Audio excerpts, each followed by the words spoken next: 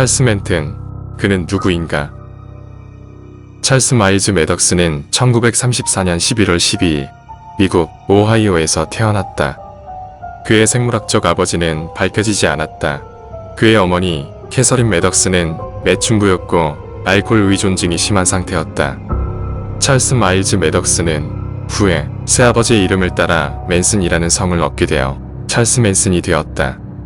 그의 어머니 캐서린 매덕스는 문란한 사생활을 하며 범죄 행위에 가담을 하는 등 찰스 맨슨은 방치된 환경에서 자랐다. 이후 외갓집에서 자라게 되었지만 그곳에서도 심한 학대를 받았다. 결국 참다 못한 그는 가출하여 이곳저곳을 떠돌아다니다가 범죄에 연루되어 소년원에 수감되는 것을 시작으로 강도 행위 등을 저질러 교도소에 수감되게 된다.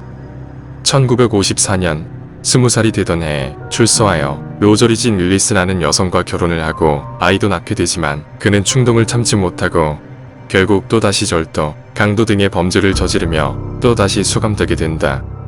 이후 1958년 그 둘은 결국 이혼이라는 결말을 맞게 된다. 그 후 그는 끊임없이 범죄를 저지르며 교도소를 제 집처럼 들락날락거리게 된다.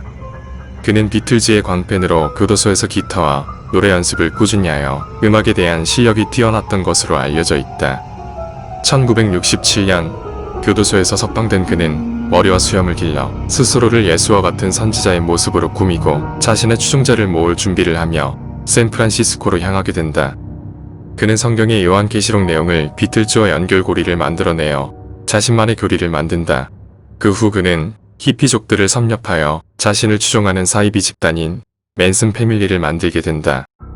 맨슨 패밀리는 찰스 맨슨을 신격화하였고 15세에서 20세 사이에 어린 여자들이 많았으며 그들은 난교 파티와 마약을 즐겨했다. 찰스 맨슨은 음악에 대하여 관심도 많았고 재능도 있었기 때문에 유명한 뮤지션이 되기 위해 여러 차례 도전을 하였지만 그 벽은 그에게 너무나 높았다. 이때부터 맨슨은 사회에 대한 불만이 더욱더 높아지며 맨슨 패밀리가 극악무도한 범죄의 늪으로 점차 빠지게 되는 계기가 되었는지도 모른다.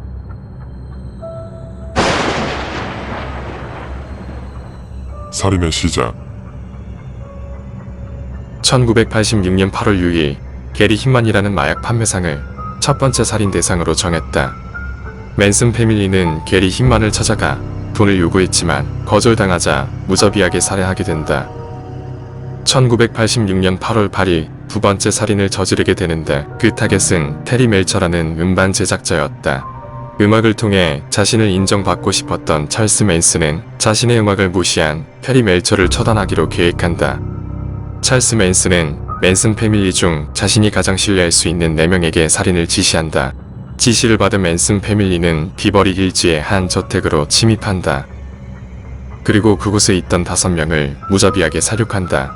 그러나 그곳에는 원래의 살인 타겟이었던 캐리 멜처는 없었다. 그는 이미 이사를 간 상태였고 그곳에는 헐리우드 유명 스타 부부인 로먼 폴란스키와 샤론 테이트가 이사를 온 뒤였다. 그곳에는 임신 8개월 상태였던 할리우드 여배우 샤론 테이트와 샤론 테이트의 전 애인이었던 제이 세브린, 유명 회사의 상속자였던 아비게일 폴거, 그리고 폴거의 애인이자 작가였던 프라코스키가 파티를 즐기고 있었으며 아르바이트로 집안일을 돕고 있었던 스티브 페런트가 있었다. 그들은 수십 차례의 총상과 끔찍한 난도질을 당했고 임신 8개월이었던 샤론 테이트가 아이를 봐서라도 제발 목숨만은 살려달라고 애원하였으나 칼로 16차례를 난도질하며 살인을 자행하였다. 그들의 살인 행각이 매스컴을 타며 세상에 알려지자 찰스 맨슨은 기뻐하며 바로 또 다른 살인을 계획한다. 하루 뒤인 1969년 8월 9일 LA의 고급 주택 단지로 들어간 그들은 대형 슈퍼마켓의 임원인 제너와 로즈마리 라비앙카 부부의 집으로 들어가 칼과 포크로 끔찍하게 살인을 저지른다. 살인을 한 후 그들은 태연하게 그곳에서 샤워를 하고 식사를 마친 뒤 유유히 현장을 떠난다. 그들의 살인 행각은 발각되지 않았고 미궁으로 빠지고 있었다. 그러나 의외의 사건에서 그들의 행적이 발각되게 되었다.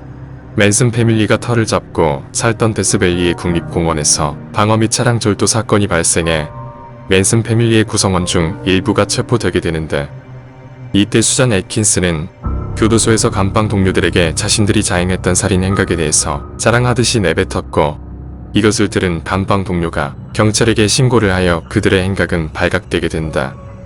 찰스 메이슨과 맨슨 패밀리는 자신들이 한 행동에 대해서 전혀 반성을 하지 않았고 오히려 자랑스럽게 여기는 모습을 보였다. 찰스 맨슨은 변호사를 바꿔가며 재판을 10년 동안 끌었지만 결국 사형 판결을 받게 된다. 그러나 캘리포니아에서 사형제도가 폐지되게 되면서 무기징역으로 감형되어 그는 교도소에서 생활을 하다가 2017년 11월 19일 83세의 나이로 자연사하게 된다. 그리고 그는 끝내 자신의 행동에 대한 정당성을 주장하며 이런 말을 남긴다. 나는 사람을 죽이라고 명령했던 적이 없다. 너희들의 아이들이 자신들의 칼로 살인을 자행한 것이다. 그런 교육을 한 것은 내가 아니고 바로 너희들이다. 경멸하는 마음으로 상대방을 대하면 그는 너에게 하찮게 보일 것이고 존경하는 마음으로 상대방을 대하면 그가 신처럼 여겨질 것이며 대등한 마음으로 상대방을 대한다면 바로 너 자신처럼 느껴질 것이다. 재미있게 보셨다면 구독과 좋아요 부탁드립니다. 감사합니다.